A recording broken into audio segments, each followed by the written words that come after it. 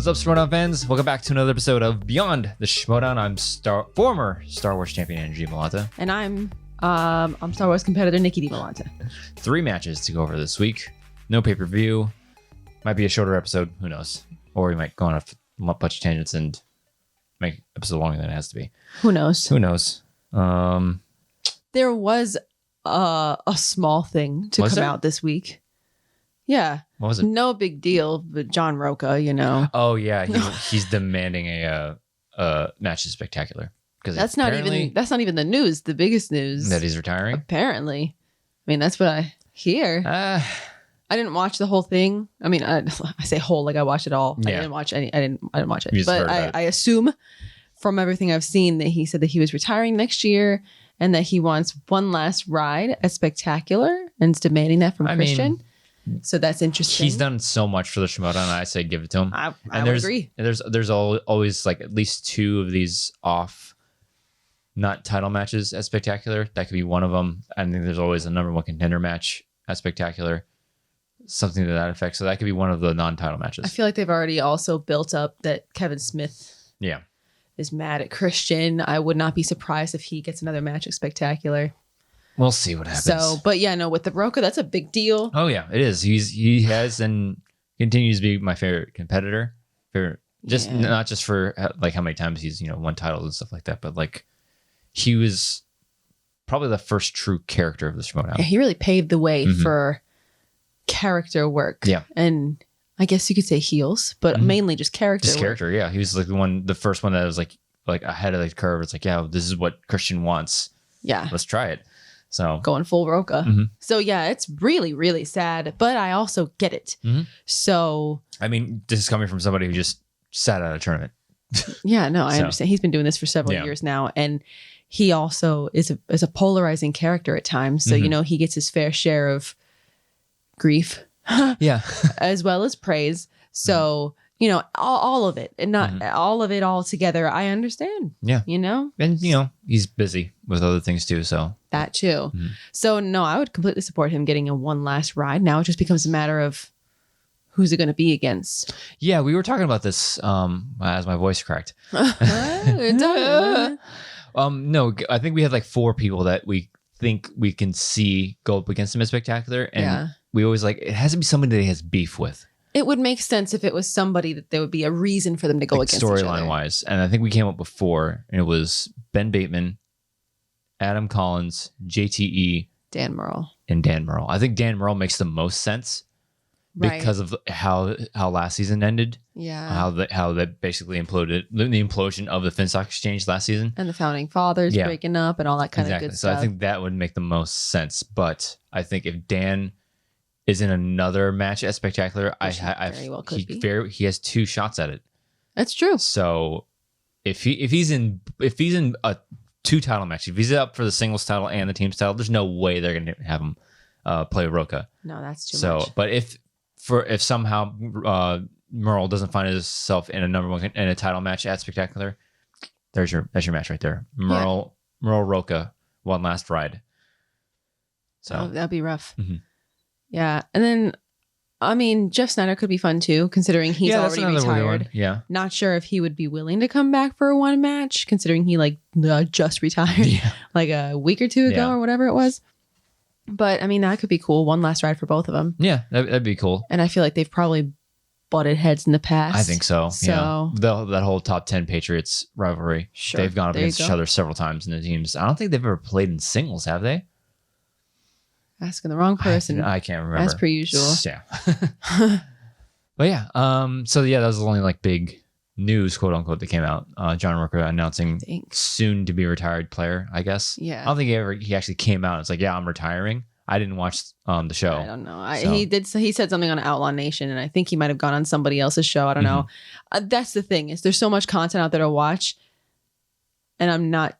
If I don't see it, it's okay, because I know that about 50 people are going to be like, breaking news. And wouldn't you know it, I saw about 10 billion people in the Facebook group like, breaking news. So I'm like, okay, well, cool. You saved me a lot of time. But yeah, when the first post I saw about it, the way I read it, for whatever reason, I read it as he was demanding to take on Christian as Spectacular. But I don't think that's what I don't think that was what was intended. I think that was just how I received it. He was just demanding of Christian that he gets a match. But yeah. I think it makes a lot of sense. Yeah. And I think it would be well deserved. Oh yeah, well deserved. So yeah. I hope it happens. I don't know. I don't know who I want it to be against. Yeah. I don't know. I think Merle is like the obvious answer right now. The obvious answer. So many things are up in the air with his schedule and what he's going to do in tournaments stuff. So there's so much more to be seen. So yeah, I'm sure that the decision isn't going to be made right now. Yeah. You have to see how certain things play out. Exactly. All right. So let's go ahead and get into this week's matches. 3 of them. One of which we will call an audible on. And we'll talk about last. Oh, calling an inaudible. So I guess with that being said, I guess we'll go to the second match. We'll go to the second match. Oh, boy. Oh, boy. So the second match of the week, we had ourselves a round 1 singles tournament match. We had the Stingray, Paul Walter Hauser of the Usual Suspects. Don't know what that's a reference to. Cobra Kai, maybe? Yes. Okay. Maybe. Against Mike K.O. Kalinowski of Corruption. Every time. Really? Yeah, it's the killer. He hasn't been KO for a couple seasons. Really? I thought I nailed it that time. Nope. Man. Well, sorry. You'll get more chances at it. Yes. Well, spoiler alert. Oh, God. Round 1. They both got a perfect round 1. So I thought that was pleasantly surprising. And with the bonus question, not shockingly, but you know what I'm saying, what I'm about to say, but Paul got it right and Mike missed the bonus. So that was kind of like, oh, wow, look at that. Oh, yeah. So by the end of round 1, 8-9 in favor of Paul. Because I'm pretty sure going into this match, everybody was like, Mike is got this. This. I think Paul probably had some people pulling for him because he did do well in his last match against, was it Horowitz? It was Horowitz, yeah. So, and he did play well and he seemed to be really into it. So, but I'm sure Mike's the favorite here. Round 2. Mike goes first. He spins 1980s, decides to stick with it, which was odd, but whatever. Yeah. He kind of explained it afterward. Yeah. He goes to multiple choice twice, got one, missed one, and that one was stolen. Oof. Paul goes. He spins right on the line between directors and spinners. And choice. Yeah. And rules in the past say you go to the right. You go to the right of the line. That has happened before. I'm sure Christian hates the word precedent, but it has happened before. Yeah, and Sam was like, you go to the right, right? Yeah. Oh, yeah. It's like, this happened before. He jumped right on that. So, yeah. I thought also at one point they said that the computer or whatever tells you, even if it's on the line, it'll tell you which one it is. Yeah. I don't know. Maybe it always tells you it's the right one. Maybe that's why they made that. Maybe rule. Yeah. I don't think it's an actual rule, but whatever. So they get spinner's choice and they take, after much discussion, wrestlers and film. Guess Paul's a big wrestling guy. Goes to multiple choice one time. That one time he did miss it, and it was stolen.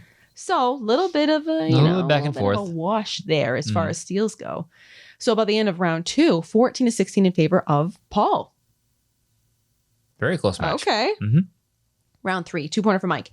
Scores and soundtracks. Jerry Goldsmith received the Best Original Score Oscar nomination for which 1979 epic sci-fi film? Oh, cool. Mike gets a Inner Geekdom question. I'm kidding. It's all chance. It was Star Trek, the motion picture. He got it. 2-pointer for Paul. Disney. Colin Farrell, Danny DeVito, and Michael Keaton appear in what live-action Disney remake? Dumbo. He got it. 3-pointer for Mike. 2000s. Which actress stars as a teen named Needy?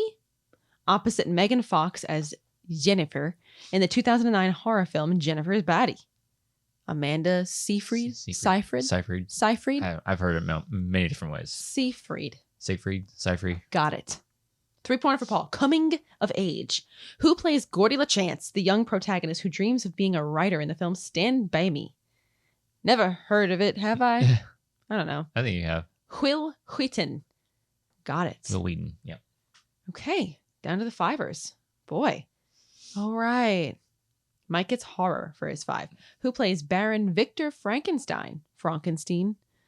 who creates a monster in the 1957 Hammer Studios film The Curse of Frankenstein.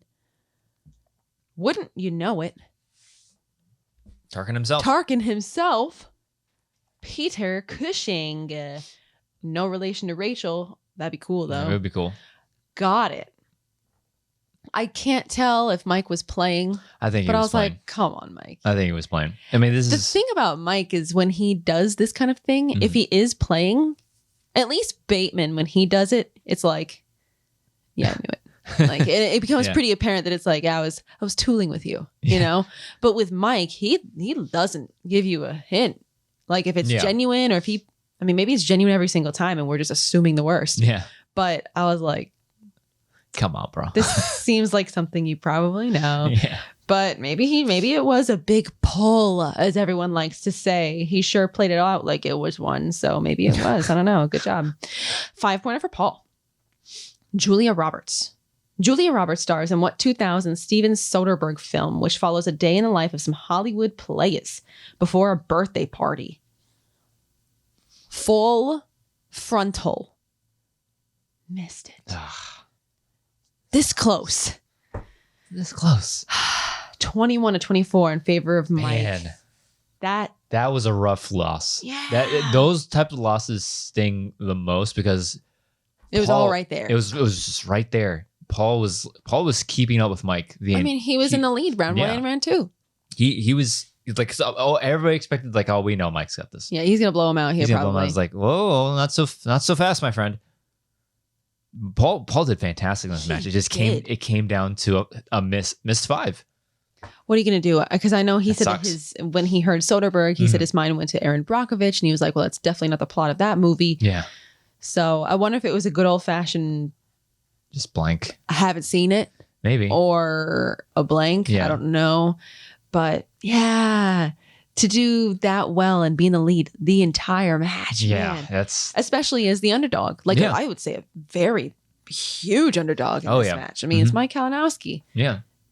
Legend of the game, multiple belt holder, current belt holder. Like I think just, even though he lost, I think just the way he performed was enough for people to be like, oh, maybe we shouldn't count this guy out too hard. Even after that Josh Harwitz match, I feel like people probably should have been like, oh wait, this guy's kind of serious about it. Yeah, especially how well Harwitz is doing. Yeah. So it's like, if you could take Harwitz to the brink, and like it shouldn't be surprising that you take Mike to the very end. Yeah, I think that a lot of people counted him out because he's like one of those celebrity personalities. Yeah.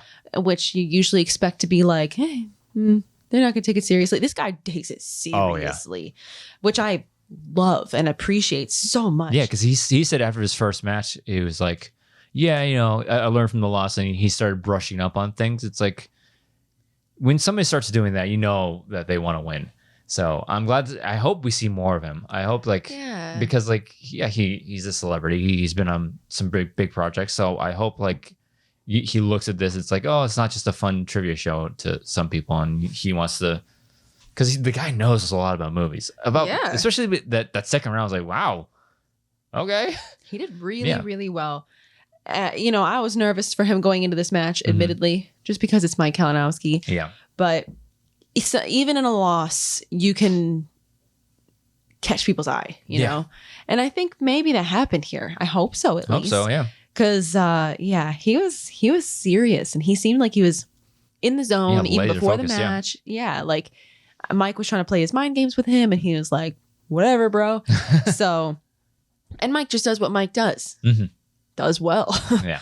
So with that, Mike now will advance to the second round of the singles tournament. I'd have to remind myself of the bracket to see who he faces next. Janine. Oh, you're right. So we get to see a rematch.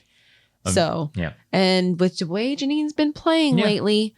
Yeah. I mean, her last 3 matches have been very impressive. Yeah. The one against Zipper, not as impressive as the last 2 before that, but still she's playing at a high level. Well, I mean, see, that's the thing. Once you perform at a high level, everyone expects you to be at that level 24/7, which is not realistic. There are dips and rises to everybody's play. Exactly. Things ebb, they flow. I mean, nobody it just stays perfect in the Schmoedown ever. Nobody's always going to be 99% accuracy kind of thing. So it's going to go up. It's going to go down. It just matters of how big your hills and valleys are. Exactly. Because like some players, like there are players that we've talked about that where their hills and valleys are like really erratic. Sine waves. Yeah. If that's the right cosines, sine wave. I don't know.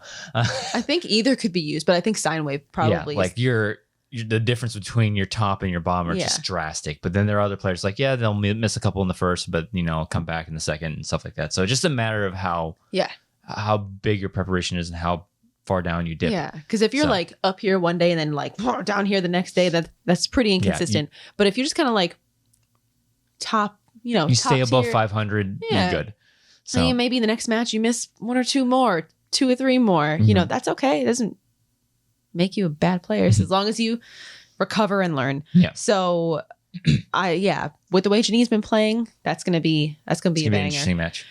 I'm interested to see how that goes because did Janine and Mike meet each other in last year's tournament? They faced each other. I think it was just in like a regular in a regular season match. I think it was season 4 or 5. That was a whole white bread situation. Oh, right. Yeah. Right. Like he's always saying how vanilla he is. I think this is the season he won. I mean, he is white. Won 2 titles. Yeah. Can't argue that. Yeah, this is the year that Janine was managed by Jay Washington, I believe. Oh. Was that last year? No, that was 2 seasons ago. Something like that. But they've played each other before. But again, Janine wasn't performing the way she was this season. No. That season. No. So. Yeah, no. That's going to be a good one. Yeah, so I think this is going to be a really big round 2 match for both of them. And it's kind of scary because you got Mike Kalinowski, who first of all is, Mike Kalinowski. Yeah. And he's got this win, which gives you some degree of momentum. Mm-hmm. He's going up very soon against Amaru for the IG title. Second defense, if you can pull that out. Exactly. Win or lose, you're still playing. The gears are still going to be greased. Yeah. So to be playing somebody, and he's going to be competing in the teams tournament. Who knows? No. Deception's in the team tournament, not really? Corruption, yeah. They changed it up. I thought it got changed back to corruption. No? Did it? I don't know. I thought it did, but I could be very wrong. I think it's deception at this point. Maybe. In either case, dude's warmed up. Yeah, if he can make it past round 2, get to round 3 of the singles tournament, defend the IG title again, then he starts creeping his way into player of the year. Yeah. So, and look at what I've seen this star. I've seen this movie before. Corruption is back up like the top of the leaderboards again. Yeah, that's what I'm saying. I mean, the season's still not over. Yeah, there's lots more. Yeah. I mean, everybody at the beginning of the year was, oh my god, the fantasy changed. It's like, yeah, check it out. This is the same stuff we saw last year. Yeah, it's the same and they're kind of stuff creeping right back to exactly where they were right at this point last season. Yeah, but there's so many more title matches to have. There's 3 tournaments that'll be going on simultaneously. Yeah, they're not. And they're still spectacular. Yet. So yeah, they're not a lock yet. Yeah. However, it's looking. Knockouts could happen. However, this song sounds familiar. Mm-hmm. This movie seems familiar. Sounds like we're corruption chills, but we're not. We're just spitting facts right now. It's like they were at the bottom of the leaderboard at the beginning of the season. Yeah, it's all very familiar. This is exactly what happened last season. Slow start, kind of laying low, and then they just start gaining momentum like out of nowhere almost. Mm-hmm. So they start to win in where it matters. Like, because I think somebody said, was it in the Facebook group, or I think it was at Gucci's. It's like, how? No, JTE, I think. Or it was, somebody's like, how do we have the most wins? But we're still not, and like we're not far ahead of everybody. It's like because you're winning all like starter matches, like your rookies are performing really well. Not like the higher stakes. But matches. Like look at the Mercs. We started a -1, -2 team. We have so many -1 matches. Yeah. But in the big matches, title matches, number 1 contender matches. Yeah, been relatively very successful. Very successful in that. So that's why we're near the top with so many losses and probably the least amount of wins of the top like 3 or 4 factions. Yeah. So you got to win when it matters, and corruption is winning when it really matters. Exactly. And we already know that come New York, They're guaranteed the points, whether she defends or whether he takes it. And then if Mike were to defend, they would get those points too. Yeah, so there's the potential for a whole nother, 7 or 8 points if he does that? 8 points if he defends, 7 points for a new champion. So New York is a lock, but they also have the IG potential in their back pocket, which is wild, which would send him to Spectacular, which means that you have another potential for a defense. Yeah. So they're sitting pretty right now. Yeah. I think they got work to do at this point. It's looking pretty good. So whoever wins that New York match is a lock for Spectacular. Am I wrong in that? I believe so. Yeah. So they already have an automatic Spectacular spot. Yeah, because I think the winner of that singles match. Yeah, I think, and then they would win. They would face the winner of the singles tournament. Yeah, that only makes sense in my head. Yeah, I think that's how it works. So yeah, Corruption I think already has a shoe-in spot at Spectacular with the potential for IG, and obviously they have a potential for Star Wars. They have Joseph in the tournament. Yeah, and then what's left? Teams. Yeah. So they are still in the running for all of them. Yeah. So. Seems familiar. Good job, Corruption. Doing what you do. Yeah. All right, let's go ahead and move on to the third, the match on Friday, but as for what we're doing. Oh, yeah. Yeah. This was a spicy one. Oh, yeah. Spicy. We got the Boston Badass Paige Frabetti of the Usual Suspects versus Ben the Boss Bateman of the Dungeon. And I did see that somebody tweeted like, hey, by the way, everybody, Frabetti. Don't add another R. It's not Frabetti. It's Frabetti. Frabetti, yeah. And I was like, wow, I didn't realize that was an issue. I guess people say Frabetti. Frabetti? Which just seems like effort. Yeah, it's Frabetti. Frabetti. Right? That's how Frabetti. Pretty sure. Yeah. That's how it's spelled. I guess people will be adding R's. I don't know. Round 1. Don't speak to us about mispronouncing last names over here. I don't understand how anybody can mispronounce Dimalanta. I don't understand. I mean... a lot of people mispronounce Dimalanta. A lot of people say Dimalanta, like Demi. Yeah, Dimalanta. It's pronounce it like you're reading Spanish. Yeah, Dimalanta. A hard E sound with the I. Because fun fact, the name Demi has nothing to do with Dimalanta. Listen to Radcast. That name was synonymous with me before we got married. Yes. So. Yeah, so before we got married. Do not pronounce Dimalanta. Don't base Dimalanta off of Demi. It's Dimalanta. Yeah, and then even so, Dimalanta. Get that? I've gotten Dimalante. My maiden name was bad. Like I would get so much crap with that. I don't know how you would mispronounce that one either. Well, there's people found ways. So yeah. If you don't have a Smith or a Jones, I think there's pretty much a way for everybody to get their name mispronounced at some point. So it's a Dimalanta. Frabetti. Ridiculous. Round I did want to say that one joke with my brothers because I sent my first match to them. And they're like, why can't they pronounce her name right? Because they kept saying Dimalanta. I mean, it's not like it's a huge egregious mistake. But I found that funny. Yeah. I don't know. I barely even hear it when people say Dimalanta at this point because it's not that big of a mispronunciation. Yeah. Like my maiden name, they added whole ass other letters. So we're what? It's like, what? That letter's not even in there. Why would you say that? So yeah. Oh, and also leading up to this match. Oh yeah. A lot of trash talk. Great. Good for Paige too. Like Ben is one of those where like I would never want to trash talk him ever. I don't think I would. Like there's a couple of people like Kalinowski, Shannon, Rocha. Yeah, I wouldn't want to tango with that. Yeah. Be like, nope, never mind, I'm good. I'm good. No, you guys do your thing. Talk whatever you want to talk, but I'm not gonna. She let it fly. Good for her. She got some on her. Yeah. Big ones. Round 1. Paige missed a question. I think it was the first question. Yes, it was the very first one. So, scary start. It was The Godfather, but she wrote down The Godfather Part 3 because they asked a question about like a franchise or a trilogy. Oh yeah, this one. And she wrote The Godfather Part 3 and they were like about to accept it, but they were like, wait, what did you write on your board? And she wrote The Godfather Part 3. I don't know if she misunderstood when they said trilogy and made her think of 3. I don't know. Yeah. But they were like, I'm sorry, we can't accept that. So she got it wrong. Incoming Sam Levine. Oh, no challenge though. No challenge? I thought he challenged it. I don't think so. Did he? I don't think so. I didn't write it down. Oh yeah, no. Okay, so no. Ben missed a question about the Halloween franchise. And it had something to do with a movie release date, which he got a lot of life for, heat for. So by the end of round 1, it was 7-7. Round 2, Paige spins away from disaster, gets David Fincher. 2-point miss. Rough. It was a question about Fight Club. They said something about where Tyler Durden, I've never seen Fight Club, but where Tyler Durden meets the other guy. Oh, yeah.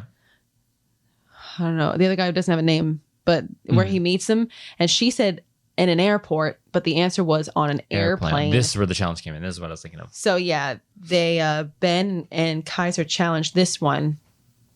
And they were like, no, that's 2 different places. Being on an airplane is distinctly different from being in an airport. Was it Sam that challenged it? Because he said that she recovered in time for it. I think that's what he was challenging. I can't remember. Maybe it was because I said overturned. Yeah. So maybe it was Sam was challenging that she corrected herself in time. But yeah, and because then she said no, well, airplane. And then Ben got the opportunity to steal. He stole it. But then they challenged, and then they ended up giving Ben a different question. Right. Which the ruling is the ruling, but I don't agree with this. I kind of do, though. I mean, yeah, but I was like, that's kind of, I don't know. I just didn't agree with giving him a new question. I kind of do. Why don't you? Because, Because, I mean, quite obviously, he knew the answer. He probably knows this movie very well. It seems to be right up his alley. I think that's what he was arguing. But now that I do think about it, yeah, because she did say the correct answer. Exactly. See, but I think my thought process was, well, she knew she was wrong. She should have just stopped talking. Because what if they don't rule in your favor? And then you just gave the answer away. Yeah, but in the moment, she did. Yeah. What are you going to do? You do things in the moment that you wouldn't normally do. Oh, well, sorry. I mean, this brings back to, there's so many other examples of this happening that they weren't given another question. They just let it go. True. So but that's also a kind of an in the moment thing. That's the thing about a lot of these situations that come up is because it's all up to the discretion of the line judge in that moment. And if you got a different person on this day than you did back then, or if they're just in a different mood than they were back then, because I can think of a very familiar match where something like this happened and the person wasn't given a new question and they got the steal and they got all those points and I wasn't happy about it. Yeah. But they weren't given a new question that day. They were this day. And that's why I'm saying it's like, oh, she's like, well, she gave the answer. So she should be given the question. It's like, oh, well, you should have stopped talking. Should have. That's my personal opinion. The ruling is a ruling. I'll side with the ruling. But me personally, I was like, that's kind of whatever. Yeah, she should have stopped talking. I think my argument was had he gotten a new question and then got it wrong, then it's like, and then it really costs him the match. Yeah, that's where the match could have been decided on this giving him a new question type of deal. That I do agree with. Oh, that's what I'm saying. It's like, oh, well, she gave the answer and like, oh, well, he was lucky that he gave the answer. What if he didn't know it? Oh well, you should have stopped talking. There's also I mean, on an airplane and in the airport are so similar that you can only imagine that when she said on an airplane that was the right answer. Yeah. But there also is the chance that if she said, oh, no, it's actually this, she could have been wrong in that too. And if he was like, oh, well, she said this, that, and then he gets it wrong, he clearly knew the answer to this one. Exactly. And that's another reason why I was like, don't even bother giving him a different question. You clearly knew the answer. Just move on. Yeah. So luckily he did get the steal when they gave him a new question. So my argument is a moo point. It's a moo point. It's like a cow's opinion. It's moo. Doesn't matter. Yeah. But yeah, this is a great point to illustrate how gray things can be. Yeah. And how it's not always black and white. Because you're right. If he had missed the steal, that sucks. Especially if you knew the steal without her even saying anything. Yeah. Because then you could be like, no, I knew that before she said it. That's not fair. Yeah. So I get that too. Yeah. And then people can use this to their advantage of like, steal's like, oh, wait, I mean this, and you say it, and it's like, oh, well, then they cancel that question out. Then they cancel that question out, and they give a new one. So there's ways to abuse the ruling. True. So that's why I'm saying, like, I'd like to think people wouldn't, but it's true. They wouldn't, but there are always that off chance that people will. So I would say, like, just give them the original question. He already knew it anyways. So yeah, I don't know. I agree. I see what you're saying, but it's not always black and white. unfortunately. It depends on who's at the desk, what kind of mood they might be in that day. Yeah. Whatever. There's so many different factors that could happen. Mm-hmm. But in any case, he was given a new question. The challenge was overturned. He was given a brand new question, and he did steal it. Mm-hmm. So now Ben goes. He spins coming of age, sticks with it. Multiple choice twice, got them both. 13 to 15 in favor of Ben at the end of round 2. Round 3. 2-pointer for Paige. Remakes and reboots. Who starred as the character Gary in the 2011 film The Muppets? Ben Bateman cannot escape the Muppets. Yeah. They've been popping up everywhere for him. Luckily, this wasn't his question. I mean, he probably knew it. Mm-hmm. Jason Segel. Got it. Segel? I think that's how you say it. Yeah. I mean, S-I-E. Makes sense to me. 2-pointer for Ben. Horror. Bruce Campbell played Ash Williams for the 3rd time when he was sent back in time by the Necronomicon in this 1993 film from director Sam Raimi. Army of Darkness. Got it. That movie. This is my boomstick. I barely heard of it. Such a good movie. 3-pointer for Paige. Rom-coms. Which actor plays Jamie, a writer who falls in love with a Portuguese housekeeper in Love Actually? Colin Firth. Got it. His storyline is my favorite of the movie. Never seen Love Actually? It's good. I like Colin Firth from Kingsman, right? Manners know a man. Yes. Man knoweth manners. Yes. I like manners maketh man. There you go. Close enough. Benefit of the doubt. Am I right? 3-pointer for Ben. Oscar films. How many times has Damien Chazelle been nominated for Best Director? Ooh. Swing and a miss. What did he say? 2 times? He said 2. It was 1. And it was 1, so he missed it. Mm-hmm. Another thing he got a lot of flack for because Oscars, I guess, is a strength. Yeah. I think this was a good old-fashioned case of maybe he should have used a repeat. Repeat, yeah. But maybe he would have still said the same thing, even with a repeat. But it almost did feel like he was like, oh, so you wonder. Yeah. 5-pointer for Ben. 1990s. Which 1995 crime film is known for the line, I do what I do best. I take scores. You do what you do best. Try to stop guys like me. He did not answer this as Ben Bateman. He answered this as, I don't know, Ben's alter ego. Yeah. Who's just like, hate. I know it. That one I know. So no beating around the bush. No, does he know it? Does he not? Yeah. He knew it. He sent it back to Paige. Got it. 5-pointer for Paige. Pixar. Nathan Fillion, Bill Hader, and Aubrey Plaza all lent their voices to which Pixar film? Monsters University. So with that, she got it. 22 to 23 in favor of Miss Paige Frabetti. There's always one in the Ultimate Schmoedown. Always one of these upsets. Always one of these upsets. I know Sam was saying that it's not an upset, but it is. This has to be nominated for upset of the year. I would say it most likely has. A rookie takes down Ben Bateman. This was like last year, even though it wasn't a rookie situation, but this is very reminiscent of Mike Kalinowski, Perry Nemiroff. Yeah. In round 1 of the singles tournament. This is big. This is very big. Ben has been Mr. Tournament for a while now. Mm-hmm. He won the team tournament, the first team tournament this year.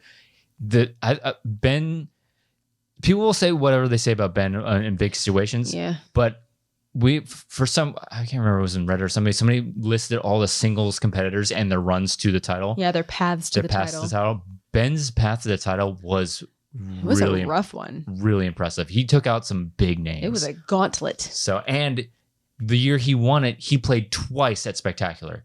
Yeah. The finals of the singles tournament and the title match against Paul Yama. Yeah. So, he does well in the tournament atmosphere, but, sometimes big moments, as people will argue, have been not so kind to Ben Bateman. I know, but can the same be said about anybody? Yeah. So everybody's going to have a rough moment. Everybody has their curse. I wouldn't say, it's not fair to say that Ben always chokes at his 5-pointer. He does not. He doesn't always, but there's just, I think I've said it before, everybody has their curse in the Schmoedown. Mm-hmm. Sometimes big moments just don't pan out your way. And sometimes that seems to be Ben's curse. Yeah, I don't know. Yeah. Because I know that Ben, I feel bad. But at the same time, I kind of understand with keeping the discussion open about what competitors deal with Yeah. Backlash. Yeah. It's kind of hard to talk about somebody who is such a well-established heel because I feel like you almost welcome and invite that kind of backlash as a heel. So it's hard to be like, hey, don't be like that because that's almost what they're inviting. Yeah.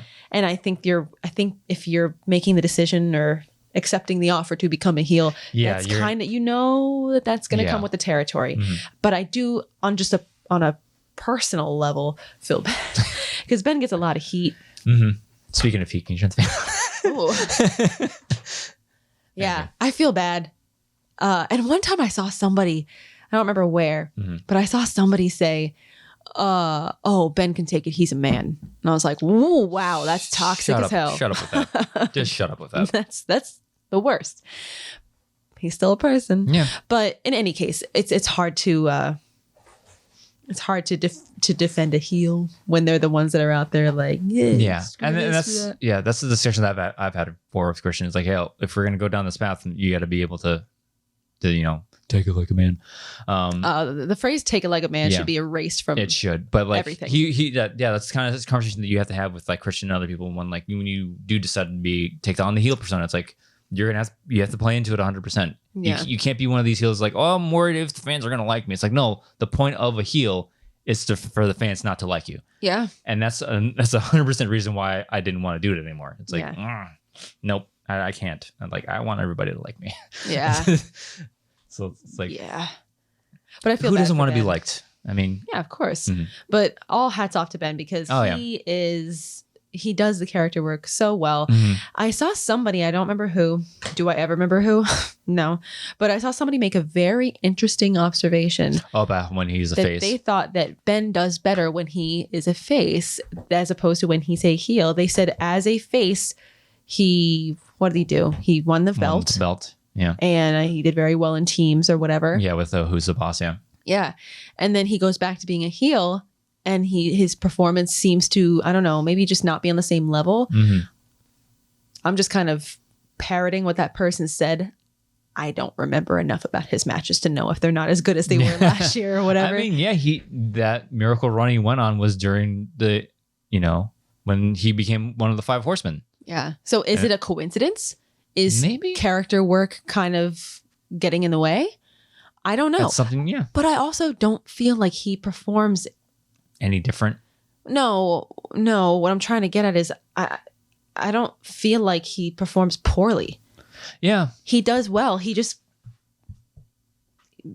just because you miss a question doesn't mean you're not good. Yeah. Everybody misses questions. Nobody's got 100% accuracy rating. People always say, the 5-pointer is always what kills Ben Bateman. Yeah, it's supposed to be hard. Yeah. It's a 5-pointer. It just so happens this time it was a 3-pointer that cost him the match. Because even with that 2-point steal, missing the 3 was what did him in. Yeah. So. And Paige. I mean, I'm sorry, we've been talking about Ben Bateman the entire time. Paige, this has to be a huge defining moment for her. Huge defining career moment for her. Take down one of the legends of the game. Yeah. In this way. And doing it and talking the entire time. Ooh. It's one thing to talk, smack talk with Ben Bateman during the match and before the match. Yeah. But then to win the match, it's like, Yeah, because I feel like a lot of people might do the smack talk before the match and then in the match be like, okay, well, now I gotta focus. Yeah. Gotta focus. But she was like, didn't skip a beat. Yeah. And she was giving him, staring little daggers at him and making little jokes and quips and everything. And I'm like, damn, girl, good for you. And apart from just character work and throwing barbs at each other, girl played well. Oh yeah, absolutely. So she had a stumble in the first question. She got something. She had something stolen off her, right? A lot of people might kind of start to crumble, falter a little bit. Stayed in the pocket, stayed focused, stayed right there. She swept her round 3, and she persevered. Yeah. So and she also, as if this wasn't a big enough statement for her, now in the next round, because this was a round 2 match. Yeah. In her round 3 match, she's now going to face the winner of Griffey Noom's Josh Horowitz. Oh, yeah. Oh, boy. Oh, boy. So if your girl wants to keep making statements, another one's on the horizon. Take down undefeated rookie, the undefeated rookie of the singles division, because these two guys have argument for Rookie of the Year right now. They're front runner for Rookie of the Year right now. They are phenomenal, the two of them. And Paige is showing that she also is phenomenal. So with the way she played in this match, sure, you missed a couple. Whatever, it's going to happen. Yeah. Maybe today was her day to miss a couple. Maybe the next day is the next person, is the other person's day to miss a couple. You never know. That's the game. And the way that you guys talked about her in the Suspects is that she's the spirit of the team. Oh, she's always like, who wants to have a study session? Who's available tonight, tomorrow night, blah, blah, blah. She is in this to win this. She's committed. She's hungry. So she's somebody that I feel like you should probably keep an eye out, especially with this statement that she just made against Ben Bateman. Yeah. So we're going to watch with bated breath to see what she does against the winner of Nooms Horowitz. It's going to be a terrible Ben Bateman baited joke. I'm going to let that slide. It wasn't meant to be. No, but I'm going to let that one. I'm going to let that one go away. A Bateman breath. No, but because the Nooms Horowitz match, that's going to be slamming. You know, it's going to slap. And then for the winner of that match to go against Paige, whoa boy. So I'm excited to see what she can do if she can keep this momentum up, because I know that she's got the dedication. I know she's got the commitment to it. She probably like came out of this like, all right, hit the books again, get study sections together. Probably. So she was probably like that Godfather miss, and then whatever one she missed in her second round. If I have any inkling of what she's like, she's probably like, nope, don't like that. I'm gonna go brush up on those things and anything like them. So that's the mark of a good competitor, is when you can stumble, persevere, come back from it, learn from it. Try not to make the same mistakes again. Exactly. And correct those mistakes. Exactly. Yeah. So great match, great upset. Oh yeah, huge match. Yeah, like there have been some matches in the past, but like, oh, that's an upset. Like, it's not technically an upset. No, this was an upset. This is a pure upset. And I know that Sam was like, "Don't call this an upset," but it's like it is. I get what you're saying. That it's not like it's not an insult to say it was an upset at all. By definition, this was a rookie going up against a former champ. Yeah, it's a big deal. It's an upset. Yeah. It's a big deal. This was only her like what, third or fourth match. It's a big deal. So yeah, it is an upset, but obviously there's no shade behind that. You're just calling it what it is, calling a spade a spade. So excited to see what she does, and excited to see how Ben can now do now that he can focus his time on teams. Yeah. Not a huge pivot, but still. Not a huge pivot, but still, I don't know. It's got to be a bit of a weight off your shoulders to not have to worry about two divisions. Yeah. I mean, of course you want to keep going. Yeah. But at the end of the day, once the sting of it wears off, maybe it's like, all right, well, now I can focus on this. So with that, let's talk about next week. No. We call it an audible at the beginning of the show. We will now be putting our things down, flipping and reversing. Oh my. Missy Elliott. And going to the beginning of last week with the Star Wars Tournament. Okay. The beginning of the ultimate Schmoedown Star Wars Tournament. Kicking it off. I'm glad that they put that brand on all the tournaments now. Ultimate? Yeah, the ultimate Schmoedown. Because it's now interesting, because there's a teams tournament and there's a Star Wars tournament at the beginning of the season. And those are just tournaments. This is the tournament. So. Indeed. Who we got? Well, we've got Ross, the Arsenal of the Den, going against this guy. Do I say my name? Like, that's so weird. Yeah. Nicki Dimalanta. Who dat? It's me of the usual suspects. Anything to talk about going into it? This was one of those matches that got switched around because this guy decided to sit the tournament out. Right. This would have been your match. This would have been my probably, match. Had that not happened. Yeah. So, but I did enjoy in his promo when he said it was a Dimalanta as an Andrew, but then you sat out and it just became a Dimalanta. I was like, that was a good one. That was good. That was a really good one. But yeah, let's get into it. Round 1. We both got a perfect round 1. That's wild. That's wild, yeah. Kind of nerve-wracking, to be honest, for both of us to get a perfect round 1. It's like, oh no. It's gonna be one of those matches? Oh no. And also I know that it's been a slight point of debate here and there with people. Our Empire Strikes Back question. Ooh, yeah, I do want to talk about that because it has been a hot debate because had they just read the question and both of you revealed your answers, because he said his weapons, you said your weapons. Yeah, so the question was something along the lines of like, what does Yoda say that he won't? Was going into the tree cave on Dagobah. Yoda tells him that he will not need what, and then that was basically the question. Yeah, so had PJ left it at that and not said anything afterwards, just ask the question, you both flip your boards around, his weapons, your weapons. Okay, yeah, that's what we're going for. Move on. But the fact that PJ said we were looking for the exact words. He said I believe he said exact wording. Yeah, the exact wording. That leads me to believe you're looking for the exact quote.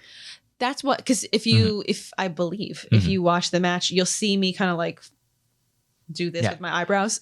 and also somebody else pointed it out on a show that Ross even said like, oh, you said exact wording. Exact wording. And he thought he was wrong in that moment. But they're like, yeah, no, you're right. It's like, and then you chime in like, exact wording? Yeah. Almost. And then you decided not to challenge it. Yeah, because PJ was saying like, oh, we were just basically looking for you to say weapons as opposed to like a lightsaber or a blaster.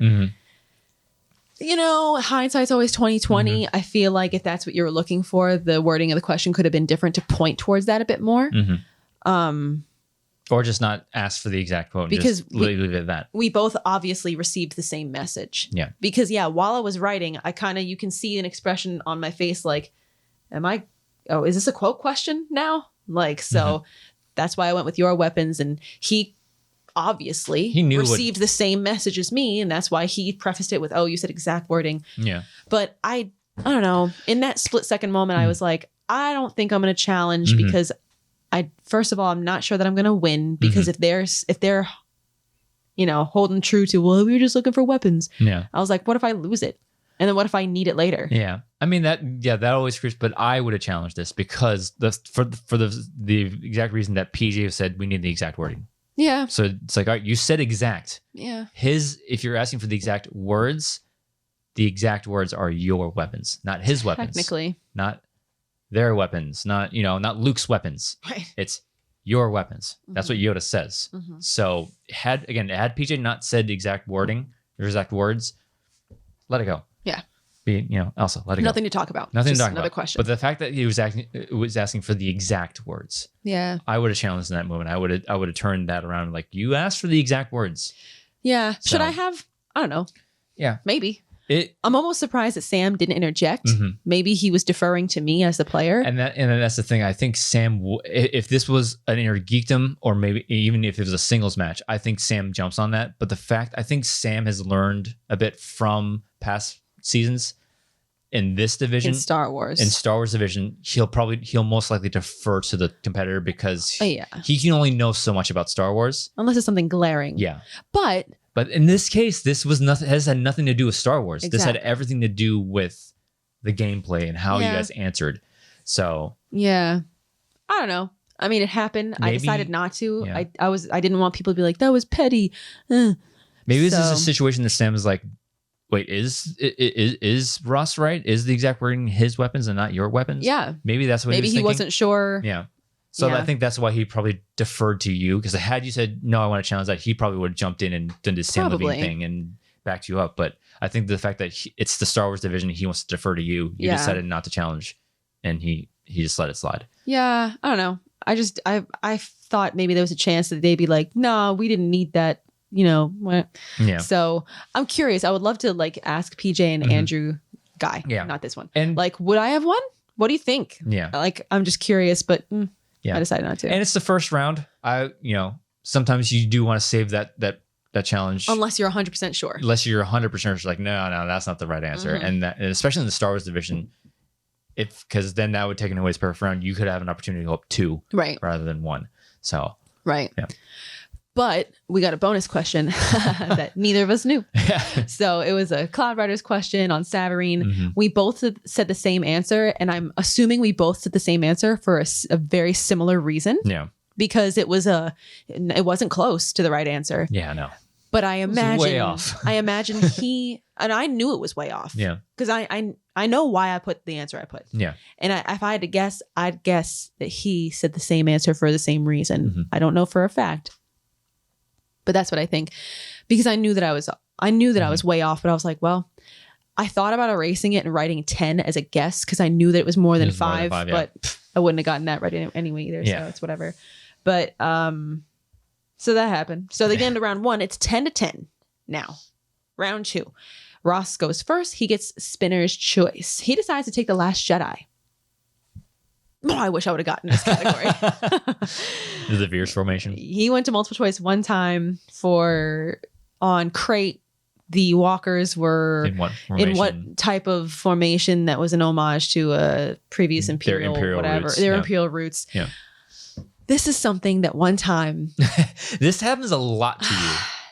This happened in this match, and it happened with Lifezone in the last match. Yeah. This was something that I came across in passing one time, and I distinctly remember leaning over to you and being like, that's interesting. But that's so like, I don't know. I don't even know how I would describe it, but I was like, I doubt this is, I don't think this is ever anything that they're ever going to ask, but it's interesting, and back me up because I know I said that. No, you did. know I did. No, you remember. No. But we're going to start listening to that little voice of yours because this has happened not only multiple times in your match, but multiple times in my matches. So it's like, maybe we should listen to that little voice that goes off in your head.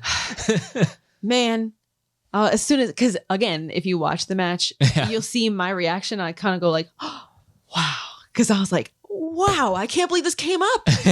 So I don't know. Maybe I was thinking about Veer's formation too hard, and he telepathically heard me or something. It's like the little thing that Star Wars competitors have to deal with. It's like, oh, everybody always seems to get the questions the question that I wanted to answer. I want to have. I wanted that question.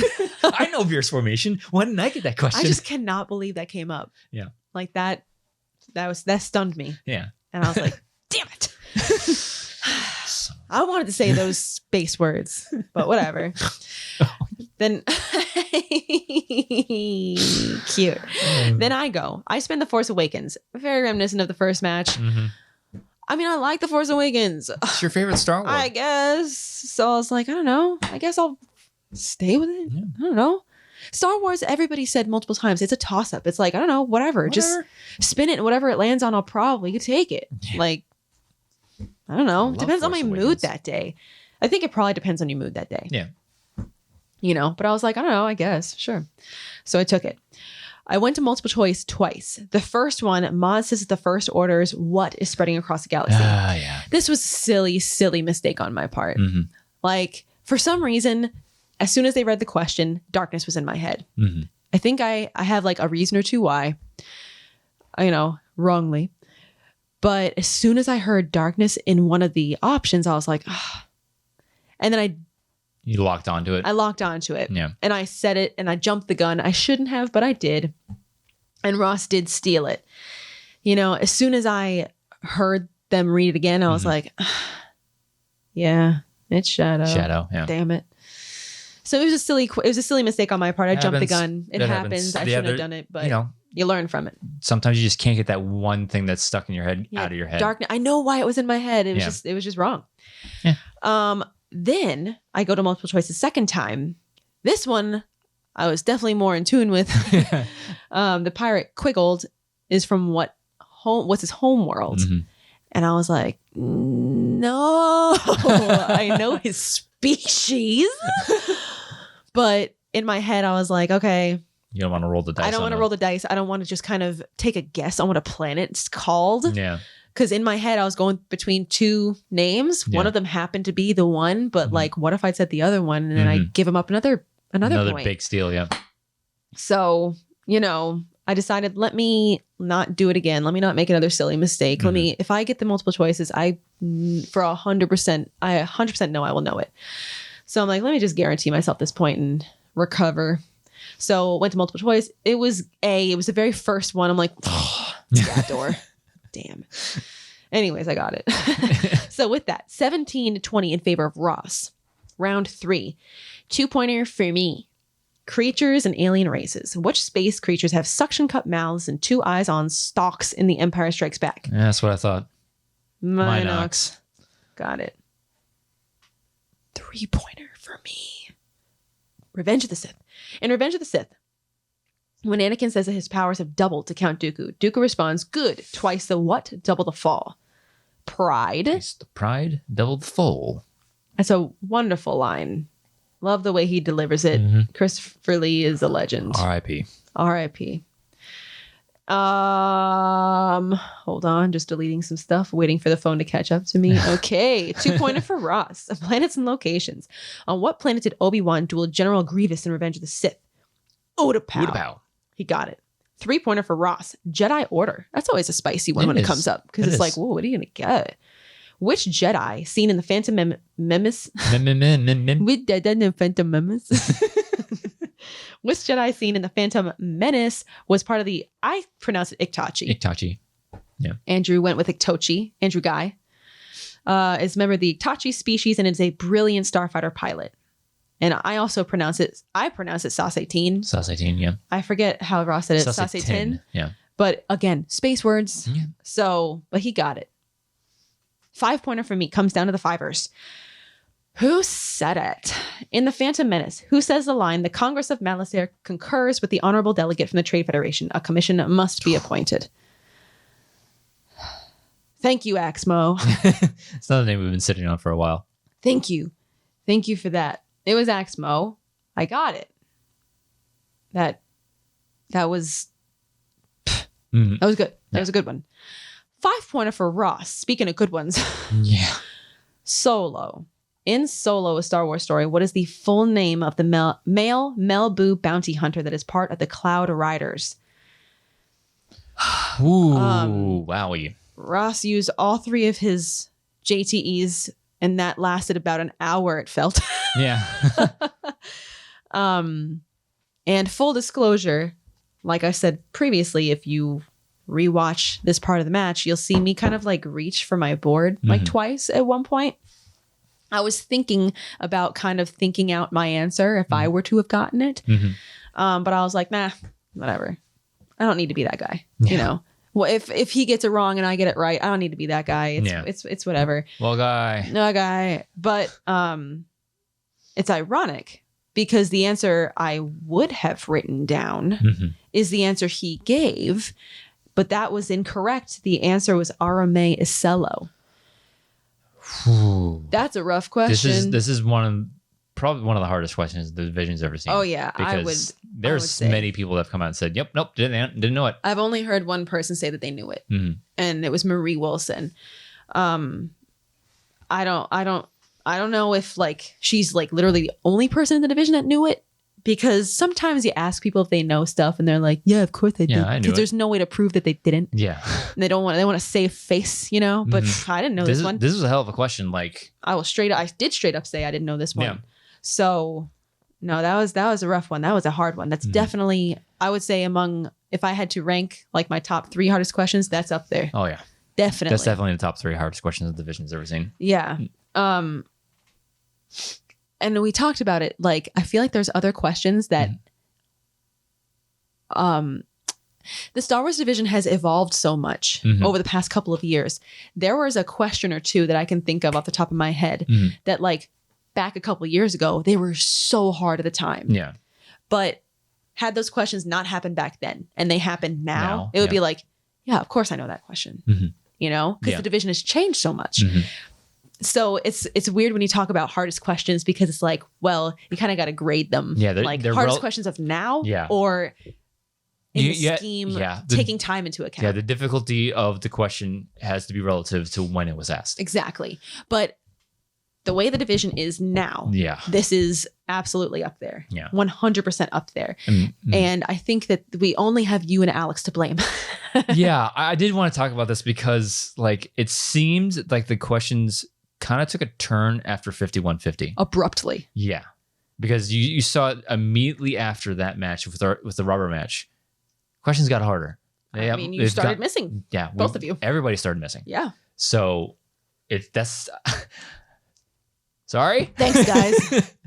Good job. Because like had they not, and I agree with some people who said, yeah, we have to get the questions to be harder. I would agree with that because had they not shifted that way, you'd be seeing a lot more 5150s this seasin alone. Probably. So, I think 5150 showed the writing staff like, if we're gonna continue this division and make it competitive, we have to step things up a notch or two. So, Yeah, I mean that's the way. That's the beast, right? And there are people saying, "Oh, expansion. We need to expand the division, expand the division." If anything, this 5-pointer proves you don't need to expand the division because of this question. Untouched territory. This is the tip of the iceberg for these types of questions. There's so much more to be asked, and not just like crazy 5-pointers, and not just like characters. Yeah. Like there's tons of different things stuff that have yet to be asked. There's like pockets everywhere of things that I'm like, they could ask. They've never touched this this scene. They've never touched this thing over here. So I have been seeing very recently, especially after this question, a lot of people are like, expand the division. Like, no, just this should tell you that no, you don't need to. Yeah. I don't know. I have my thoughts about expanding the division. I'm not sure. I should share them. There are. I mean, if you do expand the division to TV, the TV shows, it gives a clear, edge to certain other players. Okay, and that's all I'll say. Okay. So it's like, yeah, you expand the division, you make it harder for them, but there are competitors in the division right now that they won't. It really wouldn't change their study habits because the information is already there for them. Right. Yeah. And that, yeah. Yeah. So, I mean, if we're saying expand the division because we're running out of questions, no, we're not. No, we're not. Just peek out any of our notes. Not just our notes. Anybody's notes. Yeah, anybody's notes. Yeah. The Damons probably have tons of notes. Probably. Thomas Harper has tons of notes. Probably. Gold Leader probably has a ton of notes. Probably. Marie Wilson, she has a ton of notes. I know she does. Yeah, so there's no need to, if they're going to expand the division, I think we're at least 1 more season to 2 more seasons out from that. Yeah. And even then, in 2 years, in 2023, we're getting a new movie. True. Yeah, and it just becomes also like an extra burden on the staff. Yeah, exactly. And that's what I've always said. It's like, if you're going to expand the division, you have to hire at least 5 more writers. Because unless you decide to only do one show. Like this season we'll add on this show. That next season we'll add this show in. But if you do them all at once, wow. Yeah, no, then you're really... They'd have to, if they were planning on doing it not next season, but the following, they'd have to, I think, start now. Yeah.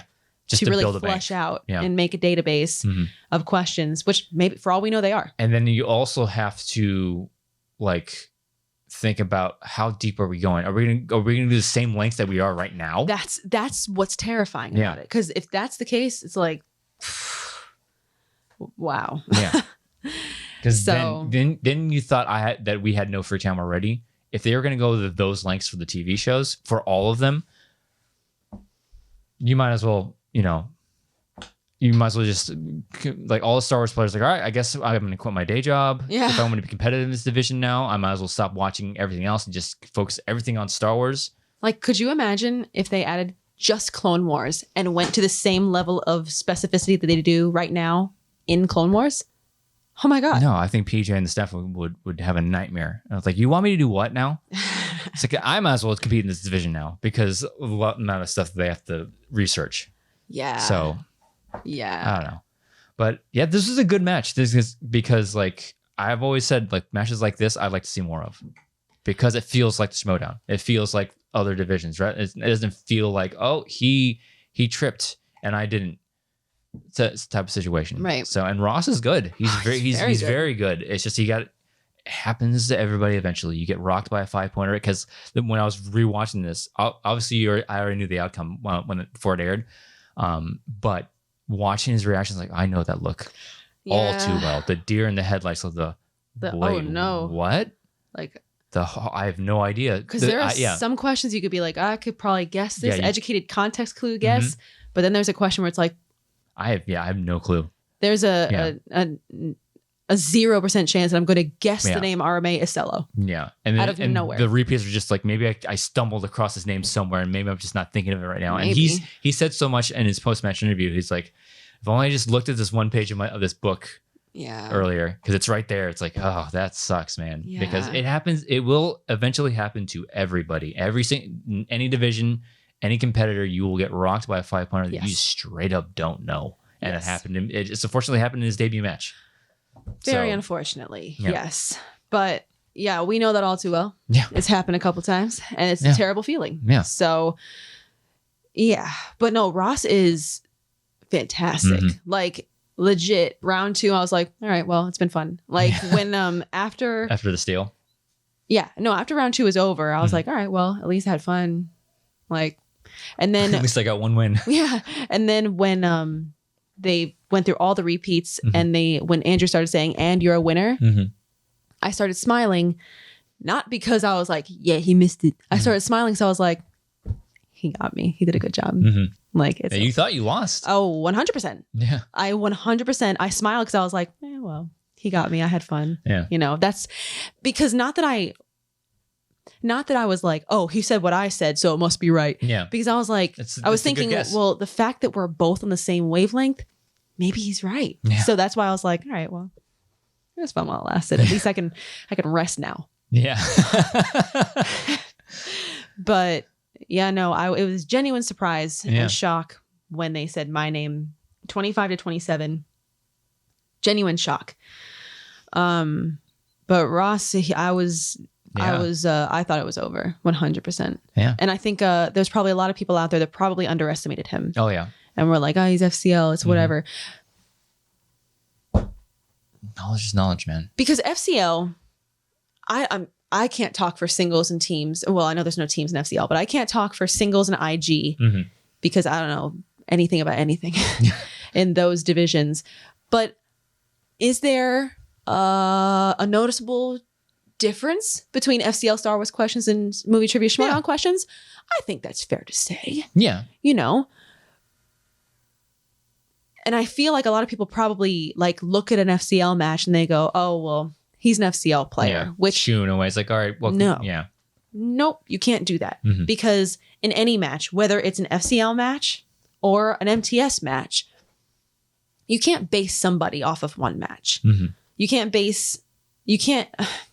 even if somebody plays a perfect game, no misses, got the bonus, no multiple choices, swept round 3. Even if somebody goes perfectly perfect, you can't be like, oh, wow, crown him, give him the belt. Yeah.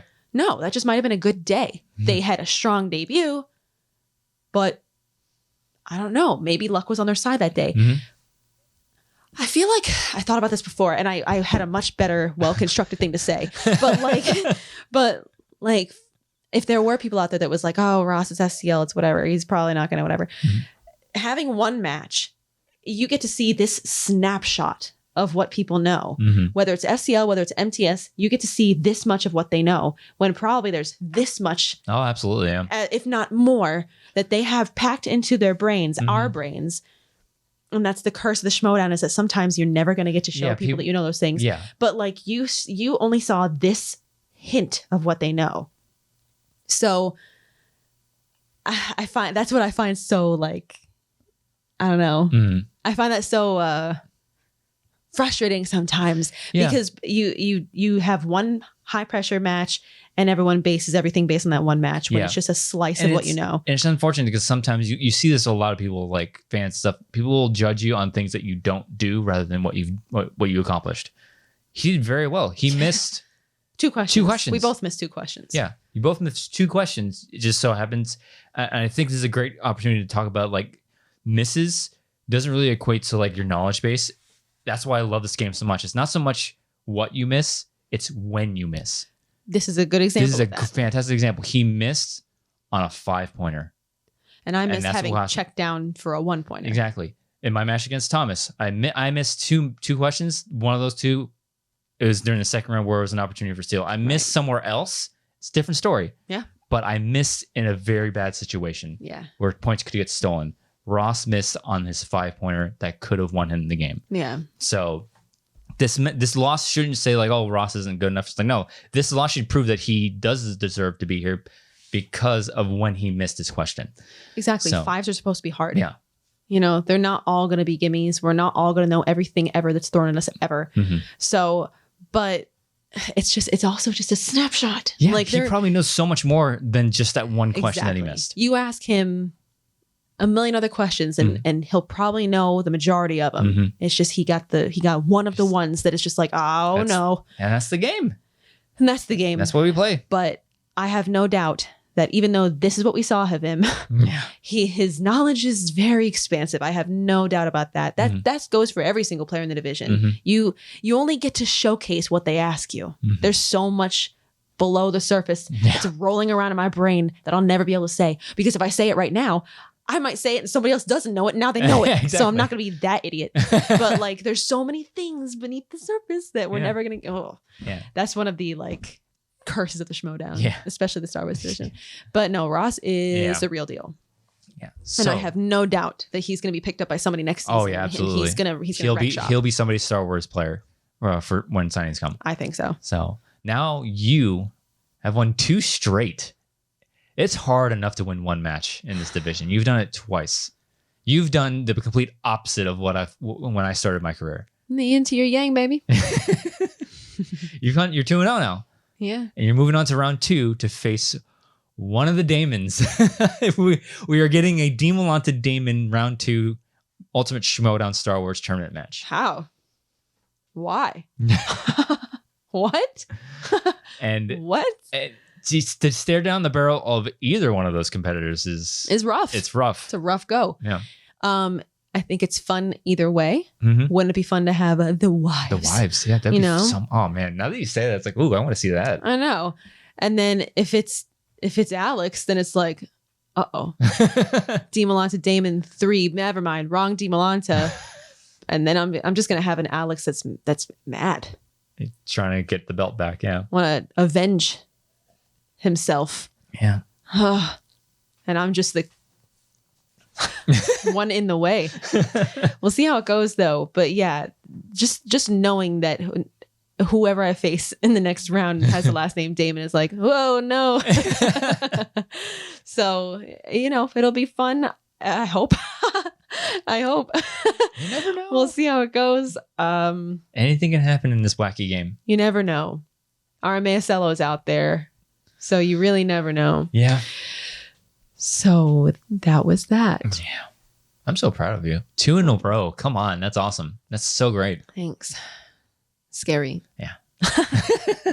So you're one win. You win this next one. You get to go to the final. That's going to be something. Oof. It's going to be something. That would be something. We'll see what happens. There's so much. You don't look past the next match, but one of the Damons, it's a rough go for everybody in this tournament. No matter what round you're in, no matter who you're going up against, it's a rough go for everybody. Yeah, because you're looking at the other side of the bracket. You got Eric Whiteley, Laura Kelly. Yeah. It's a rough matchup. And you look on the other whatever corner, and you got gold leader Joseph Scrimshaw, and that's a rough matchup too. Yeah. So, yeah, no, there's no easy path here. I don't think, especially not when you got a Damon coming at you. So we'll see how it goes. Whether it's the Demon or the Maverick, we will see. Yeah. But speaking of upcoming matches. Oh yeah, so I looked at the Schmoedown website. And I don't have a lot to go off of right now. No, because it's like a bunch of TBDs. All I'm seeing right now is Wednesday, September 29th. We have a TBD. Wait, did Christian tweet something out? I don't know. Whatever. On the website, there's a TBD versus TBD in the Star Wars Tournament Round 1. It's got to be one of the other.